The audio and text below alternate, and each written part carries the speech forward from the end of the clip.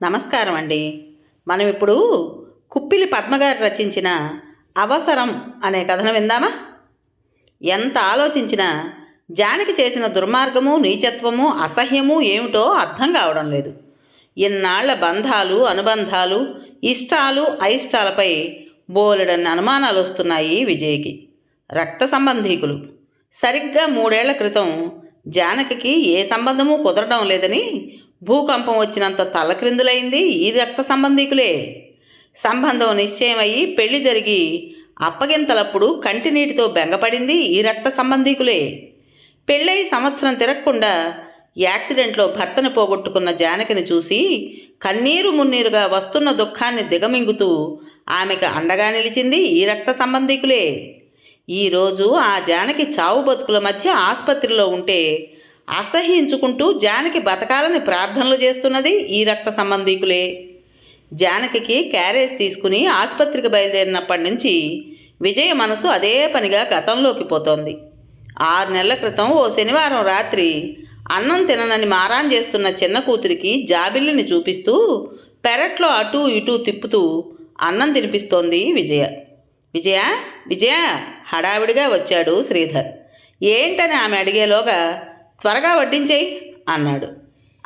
ఒక్క నిమిషం, పాపకు తినిపించి పెడతాను, మధ్యలో ఆపితే మరి తినదు అంది విజయ. అబ్బా, నేను త్వరగా వెళ్ళాలి. జానకిని పెట్టమనండి అంది విజయ.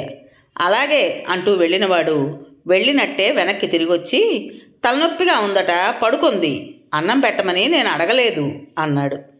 అటూ ఇటూ 10 సార్లు తిరిగే బదులు వడ్డించుకోవచ్చుగా. వడ్డించుకోడు. ఈ మధ్య జానకి ఎందుకో దిగులుగా విసుగ్గా ఉంటోంది అనుకుంటూ పాపకి ఓ చేత్తో తినిపిస్తూనే మరో చేత్తో శ్రీధర్కి వడ్డించింది. త్వరగా తింటున్న అతన్ని చూస్తూ ఏంటా హడావిడి అడిగింది విజయ. సినిమాకి. ఏ సినిమా? Indecent proposal. అవునా, నేను వస్తాను. నువ్వా? ఏ, నీకు అసలు ఆ సినిమా గురించి ఏమైనా తెలుసా? మీకేం తెలుసు? హాట్ సీన్స్ ఉన్నాయంట, ఫ్యామిలీ లేడీసు రాకూడదు అన్నాడు శ్రీధర్. ఫ్యామిలీ జెంట్స్ వెళ్ళొచ్చా? పాపకు మంచినీళ్ళు పడుతూ అడిగింది. మగవాళ్ళు ఏమైనా చూడొచ్చు. సినిమా చూడటానికి ఆడామగా ఏంటి? నేను వస్తాను. చూడు విజయ, నీకు బ్లూ ఫిల్మ్ చూడాలనుంటే నేను క్యాసెట్స్ తీసుకొస్తాను. ఇంట్లో అందరూ నిద్రపోయాక ఇద్దరం చూద్దాం, అంతేగాని ఇలా థియేటర్స్లో కాదు అన్నాడు శ్రీధర్. మీరంతా ఏది చూసి ఆనందిద్దాం అనుకుంటున్నారో దానికోసం కాదు నేను ఆ సినిమా చూస్తానంటోంది. విలువల వ్యత్యాసం ఏ స్థాయిలో ఉందో చూద్దామని అంది విజయ. విలువలు వ్యత్యాసమా? నీ తలకాయ. మజ్జిగపోయి విసుక్కున్నాడు శ్రీధర్. మధ్యలో నా తలకాయ ఏం చేసింది? సరిగ్గా మాట్లాడటం కూడా రాదు. ఏంటి? గయ్యమని శ్రీధర్ లేవబోతుంటే బయట నుంచి ఇల్లు ఎగిరిపోయేలా అరుపులు వినిపించాయి. విజయ చప్పున బయటకొచ్చింది. వెనకే శ్రీధరు వచ్చాడు. పక్క పోర్షన్లో అద్దెకుంటున్న వాళ్ళపై కేకలేస్తోంది జానకి. ఇది ఇల్లు అనుకుంటున్నారా, సినిమా హాల్ అనుకుంటున్నారా? టీవీ అంత సౌండ్ పెడతారేంటి? తల బద్దలైపోతోంది అని అరుస్తోంది జానకి. ఎన్నిసార్లు చెప్పినా వాళ్ళకి లెక్కలేదన్నయ్యా, నువ్వైనా చెప్పు అంది జానకి. నిజానికి అంతగా మందలించాల్సిన స్థాయిలో వాళ్ళు టీవీ సౌండ్ పెట్టడం లేదు. కొత్తగా పెళ్ళైన జంట అన్యోన్యంగా ఉంటున్నారు. ఆర్థికంగా సామాన్యులే కానీ నిజమైన నవ్వు నవ్వగలిగేవారే. తలనొప్పి అని ముసుగు పెట్టి పడుకున్న జానకికి ఇంతలా కేకలేసే ఓపిక ఎలా వచ్చిందో అనుకుంది విజయ. ఎన్నిసార్లు చెప్పాలి మీకు? వారం రోజులు టైం ఇస్తున్నాను, ఇల్లు ఖాళీ చేసేయండి అన్నాడు శ్రీధర్. విజయ్కి ఆ అన్నా చెల్లెళ్ల వరసేం నచ్చలేదు. జానకి ఎందుకు అలా వాళ్లతో అయినదానికి కానిదానికి గొడవ పెట్టుకుంటుందో విజయ్కి అర్థం కావడం లేదు. శ్రీధర్ సినిమాకి వెళ్ళిపోయాడు. పాపని నిద్రపుచ్చి విజయ జానకి గదిలోకి వచ్చి అన్నం పెట్టనా అని అడిగింది. వద్దు, ఆకలిగా లేదు అంది జానకి. పాలివ్వనా? వద్దు. విజయ్కి జానకి దిగులేంటో అర్థం కాలేదు. ఏదైనా తాగమనో తినమనో ఎలా బ్రతిమాలాలో తెలియడం లేదు. జానకి భర్త పోయిన కొత్తలో ఏం తినకుండా ఏడుస్తూ పడుకుంటే శ్రీధరు, అతని తల్లి విశాలాక్షి, అక్కయ్య, చెల్లెళ్ళు, తమ్ముడు అంతా బ్రతిమాలి తినిపించేవారు. విజయ్కి బ్రతిమలాడటం చేతగాక మౌనంగా ఉండిపోయేది. విజయ తిని వంటిల్లు సర్ది హాల్లోకి వచ్చింది. జానకి టీవీ చూస్తోంది. తలనొప్పి తగ్గిందా అడిగింది విజయ. ఆ. ఏమైనా తింటావా? వద్దు.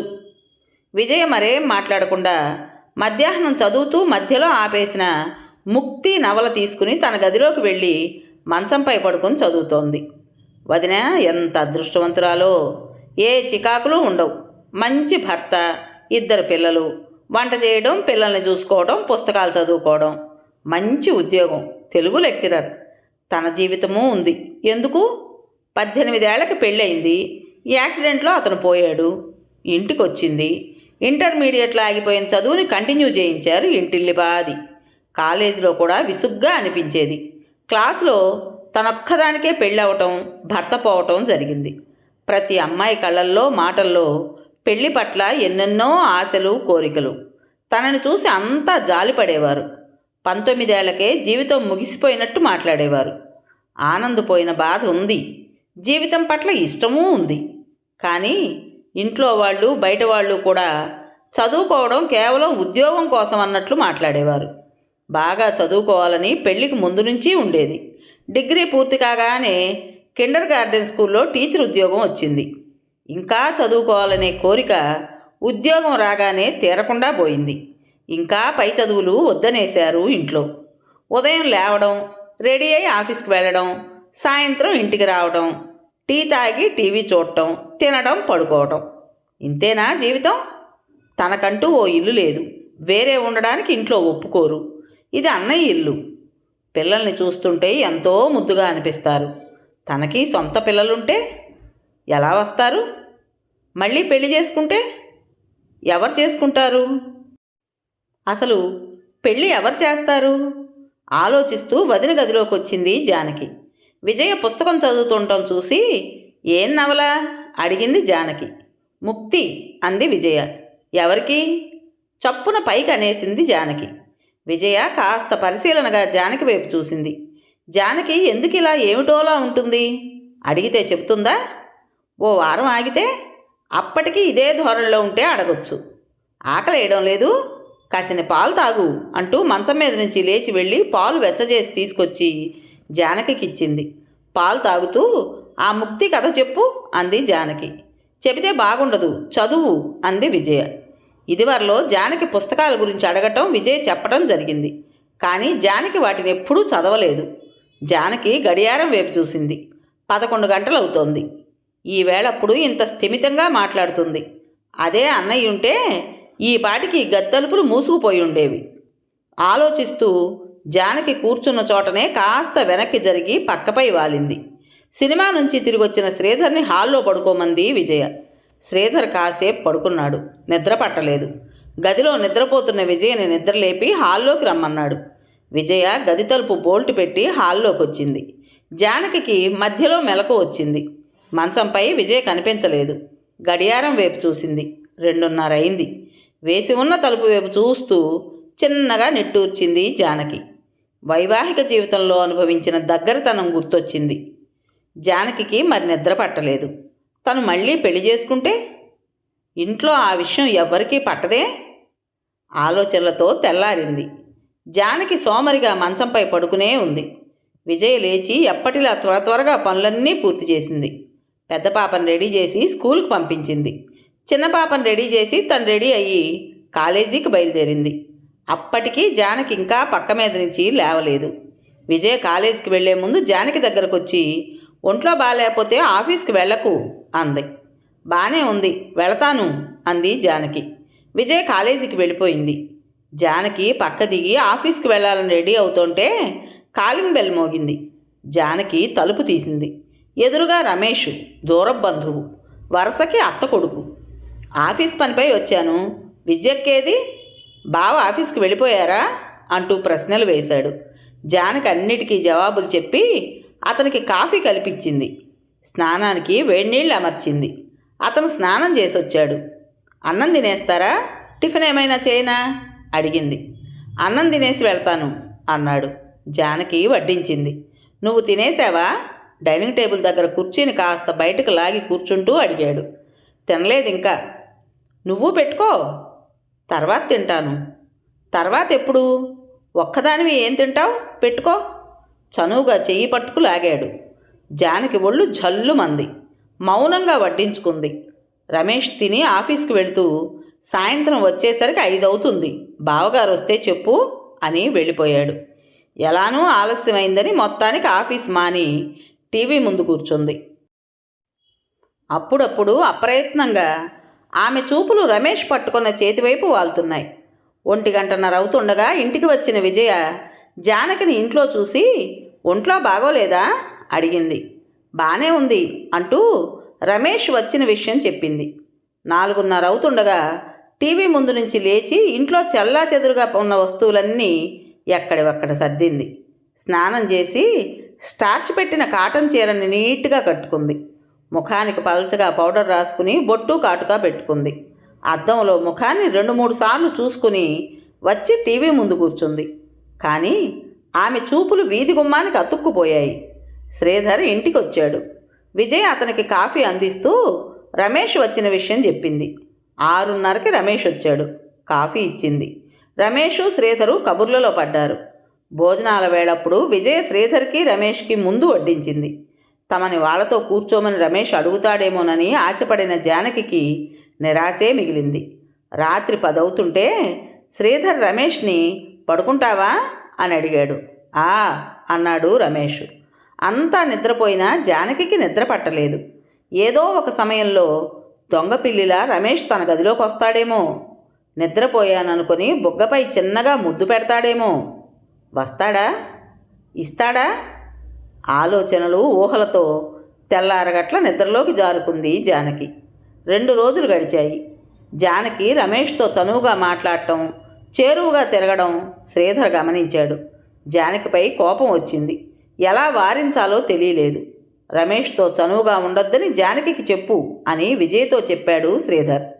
మీదంతా చేదస్తం, మాట్లాడితేనే తప్ప అని విసుక్కుంది విజయ. నీదంతా బరితెగించిన తనం, నీతో చెప్పడమే తప్పు. ఆమె కంటే 10 రెట్లు విసుక్కున్నాడు శ్రీధర్. మర్నాడు సాయంత్రం శ్రీధర్ ఇంటికి వచ్చేసరికి జానకి రమేషు క్యారమ్స్ ఆడుతున్నారు. శ్రీధర్కి విజయ మీద గొప్ప కోపం వచ్చేసింది. విజయ విజయ అరుస్తూ వంటింటి వైపు వెళ్ళాడు. పెరట్లో పిండి రుబ్బుతూ విజయ కనిపించింది. ఎప్పుడూ వంటింట్లోనో పెరట్లోనో తగలడతావే, కాస్త ఇంటిని ఇంట్లోని మనుషుల్ని పట్టించుకునేదేమైనా ఉందా అని అరిచాడు. మిక్సీలో వేసిన పప్పుతో చేసిన ఇడ్లీలు మీకు ఇష్టం ఉండవుగా, రోటి పచ్చళ్ళు తప్ప తినరుగా. వంటింట్లోనో పెరట్లోనో కాక ఈ పనులన్నీ ఎక్కడ చేస్తాం? సరే కానీ ఎందుకు అలా అరుస్తున్నారు? పప్పు రుబ్బుతూనే అడిగింది విజయ. వాళ్ళిద్దరూ క్యారమ్స్ ఆడుతున్నారు. ఎవరిద్దరూ? జానకి రమేషు. ఆడనివ్వండి, నీకు ఆటలాగుంది. ఏమైనా అయితే ఎంత కష్టం. ఏమవుతుంది? జరగకూడదు ఏదైనా జరిగితే? రుబ్బిన పిండిని గిన్నెలోకి తీస్తూ జానకికి ఇష్టమైతే మళ్ళీ పెళ్లి చేద్దాం అంది విజయ. మళ్ళీ పెళ్ళా? ఎవరు చేసుకుంటారు?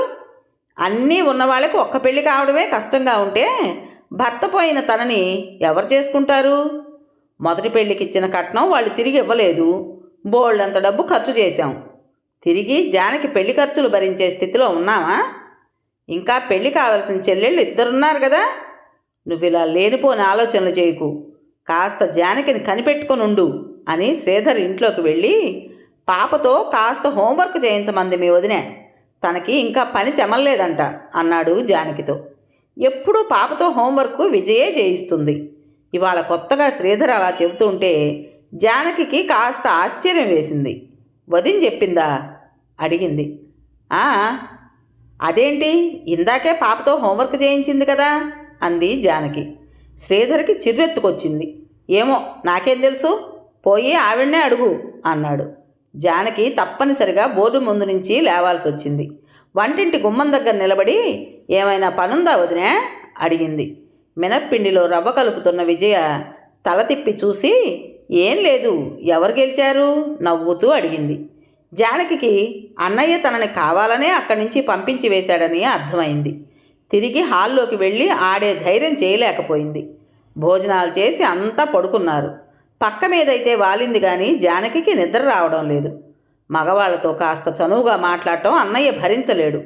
ఇంతకుముందు అన్నయ్య స్నేహితులు ఎవరైనా వచ్చినప్పుడు వాళ్ళతో మాట్లాడుతున్నప్పుడు కూడా ఇలాగే పంపించేశాడు. ఏమనుకుంటున్నాడు? ఎప్పుడూ కాపలా కాస్తున్నట్టే ఉంటాడు. ఇంతేనా జీవితమంతా?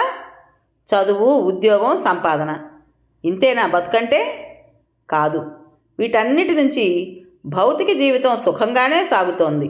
కానీ మనసులోని ఆనంద విషాదాలకి, అనుభూతి నిండిన అనుభవాలకి హేతువు ఏదో ఉంటుంది కదా, అదే కావలసింది.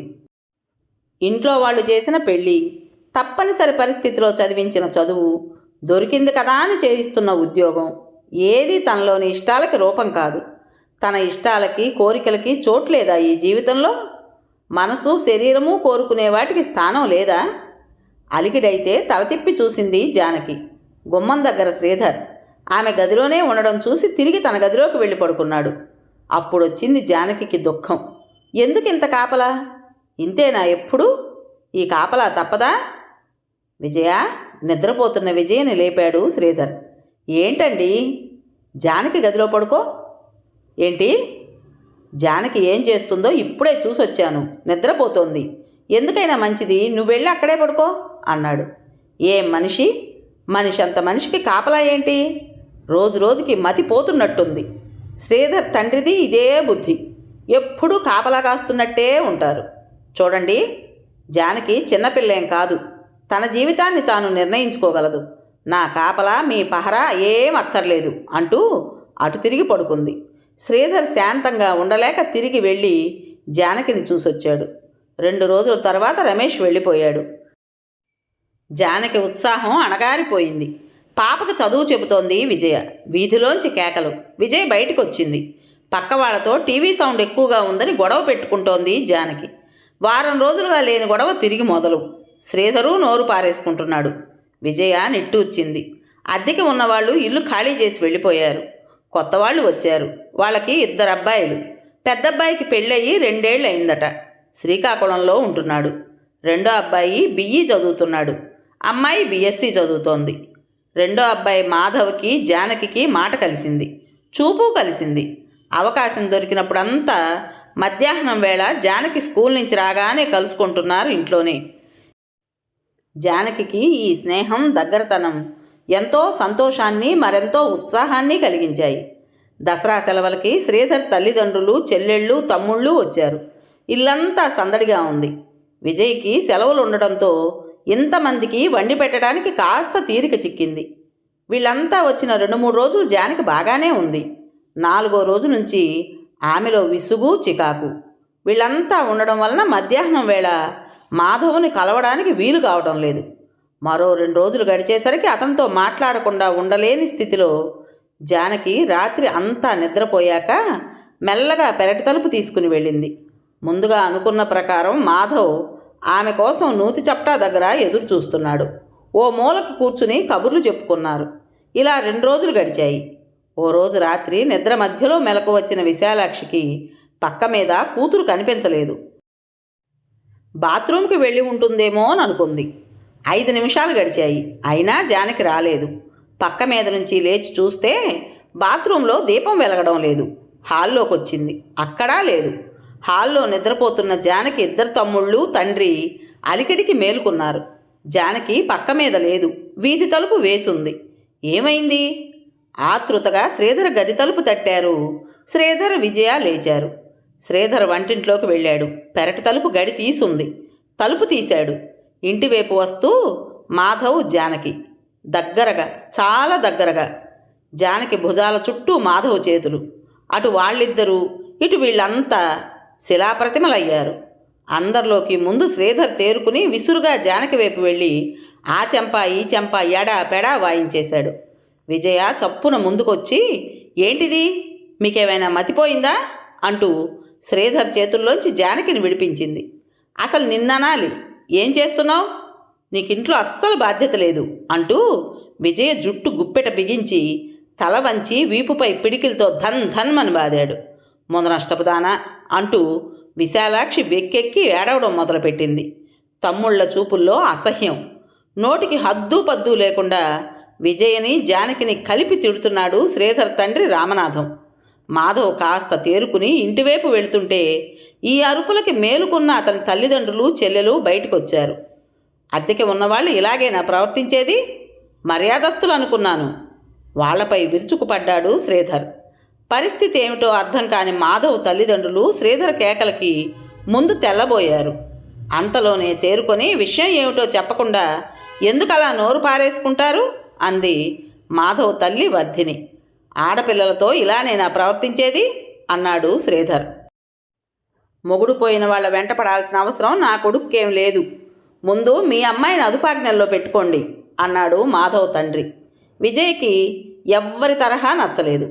ఇంకా ఇలాగే ఊరుకుంటే అందరూ జానకిని మాటలతో చూపులతో చంపేస్తారనిపించింది. జానకి, పదమ్మా లోపలికి. మాధవ్, మీరు కూడా వెళ్ళండి. నడవండి అంతా, రేపొద్దున మాట్లాడుకోవచ్చు. పదండి అత్తయ్యా అంటూ జానకిని బలవంతంగా లోపలికి తీసుకువెళ్ళింది విజయ.